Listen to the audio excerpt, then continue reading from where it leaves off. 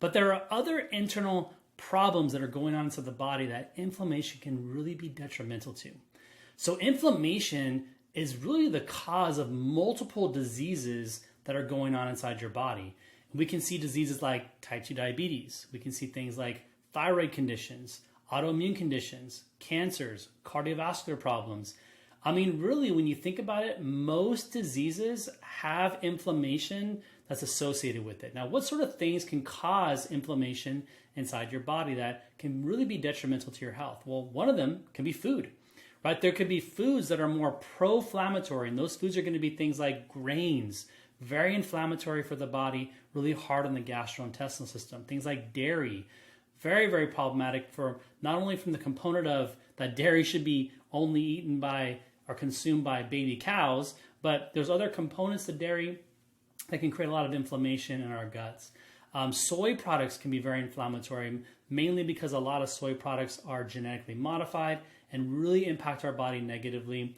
Things like, let me think of something, gluten is another one. Even though it's part of the grain component, people don't recognize that. Gluten is very inflammatory, and I can probably do a whole new video on why that's problematic for the body as well. But food can be a really big source, high sugar content foods, eating too much baked goods or, candy and those sort of things. Very, very inflammatory, but inflammation isn't something that'll happen immediately. It's developed over the years.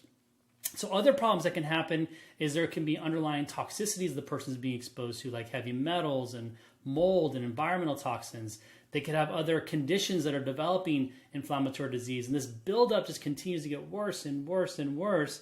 And year by year, decade by decade, over time, the body starts to break down. And when that breakdown happens, that's when you start to get sick. That's when you finally get the diagnosis that you have type 2 diabetes. You're like, but I feel fine. Or you have cardiovascular disease, or your blood pressure starts to go up.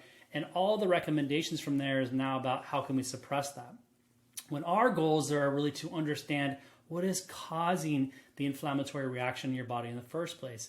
And once we find out what that cause is, it makes a world of difference getting your body back to being healthy. But it does require work. It requires energy. It requires motivation. It requires you to be ready to move forward and do whatever it takes to reverse that process. So if you want to learn more about if your body has inflammation and the tests that can be ran to specifically understand which inflammatory responses you're dealing with and the potential risks, please reach out to us. We'd love to help you. We could meet with you one-on-one and talk about the next steps of that phase.